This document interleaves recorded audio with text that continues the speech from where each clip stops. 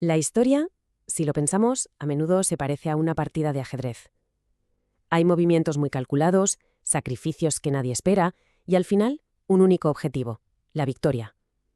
Hoy vamos a desgranar una de las partidas políticas más complejas del siglo XX, la transición española, el paso de una dictadura a una democracia. Esa es la pregunta del millón, ¿verdad? Y no hablamos de una revolución violenta o de que alguien de fuera venga a imponerla. No. Se trata de algo mucho más enrevesado. Transformar un sistema autoritario usando sus propias reglas.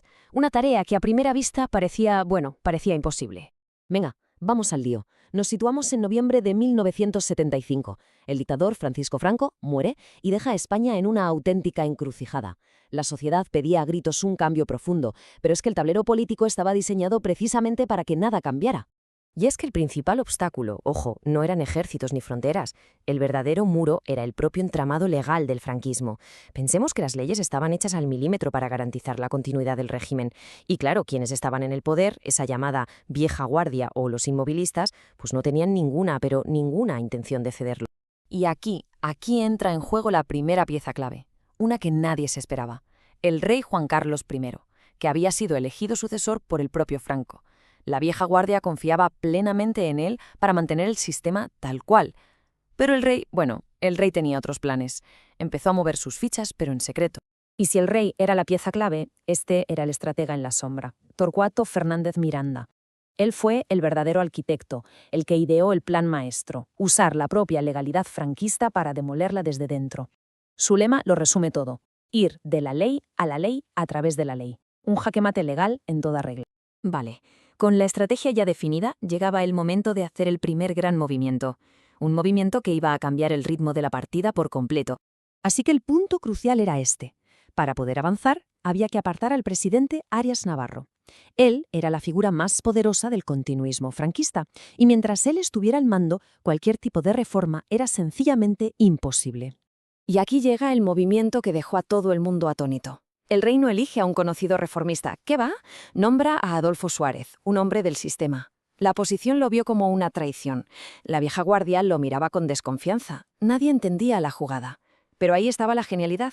Suárez era la pieza perfecta porque conocía el sistema desde dentro, hablaba su idioma y podía tranquilizar a los inmovilistas mientras ejecutaba, con una ambición tremenda, el plan de Fernández Miranda. Y Suárez, la verdad, no perdió ni un segundo. Sus primeras acciones fueron audaces y muy simbólicas. Liberó a presos políticos, se reunió con la cúpula militar para explicarles sus planes de reforma y, algo importantísimo, nombró a un militar de su confianza, Gutiérrez Mellado, para tener controlado al ejército. Estaba preparando el terreno, moviendo las fichas con rapidez. Con el control del gobierno ya asegurado, el siguiente paso era crear las reglas de un juego nuevo, un marco legal que por fin permitiera unas elecciones democráticas. Esta ley fue la obra maestra de toda la operación. Se presentó a las Cortes franquistas y, de una forma que hoy parece increíble, la aprobaron. O sea, en esencia, el propio sistema autoritario votó a favor de su propia disolución. Fue el suicidio legal del franquismo. Esto nos da una idea de la genialidad de la estrategia. Pero quedaba un obstáculo enorme.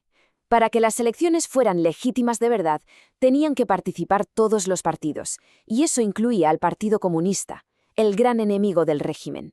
Legalizarlo era arriesgarse a un golpe militar. Pero no hacerlo era invalidar la nueva democracia antes de nacer. En abril de 1977, en plena Semana Santa, Suárez tomó la decisión. Y así llegaron las elecciones. El 15 de junio de 1977, por primera vez en más de 40 años, la gente votó libremente. La coalición de centro de Suárez, la UCD, ganó. Y esto demostró que la sociedad apoyaba su vía, la de la reforma.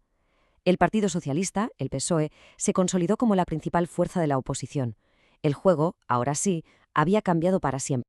Pero ganar la partida no significaba que el juego hubiese terminado. Para nada. La nueva democracia era frágil y muy pronto se iba a enfrentar a su prueba más dura, un intento desesperado de volver atrás en el tablero. A principios de 1981, Adolfo Suárez, completamente desgastado y presionado por todos lados, dimite. Su marcha creó un vacío de poder peligrosísimo, y con esta frase dejó claro el miedo que recorría el país, el miedo a que la democracia fuera solo un breve experimento. El 23 de febrero, durante la votación para elegir al sucesor de Suárez, se produjo el ataque. A las 6:30 de la tarde, el teniente coronel Tejero asalta el Congreso. Poco después, los tanques salen a las calles en Valencia. Durante las larguísimas horas de esa noche, mientras el rey trabajaba a contrarreloj para asegurar la lealtad de los mandos militares, toda España contuvo la respiración. La democracia pendía de un hilo.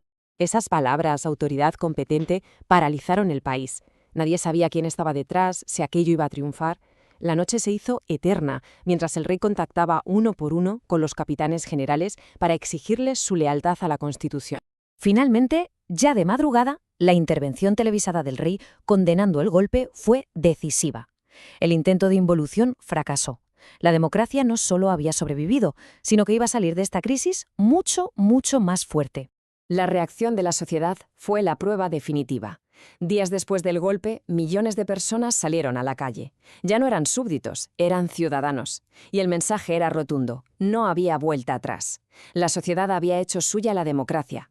En los meses siguientes, el nuevo gobierno de Leopoldo Calvo Sotelo tomó medidas clave para consolidar el sistema: la entrada en la OTAN, el juicio a los golpistas y la aprobación de leyes que modernizaban el país, como la del divorcio.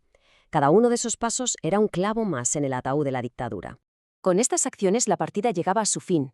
El viejo régimen estaba completamente desmantelado, y no por la fuerza, sino por la inteligencia estratégica y sobre todo por la voluntad de un pueblo. El camino hacia la libertad ya era un camino sin retorno posible. Y todo esto nos lleva a una reflexión final. Maquiavelo creía que la historia es una combinación de las circunstancias, lo que él llamaba la fortuna, y de las decisiones que toman sus protagonistas. Pues bien, la transición española es un caso de estudio perfecto de esta idea.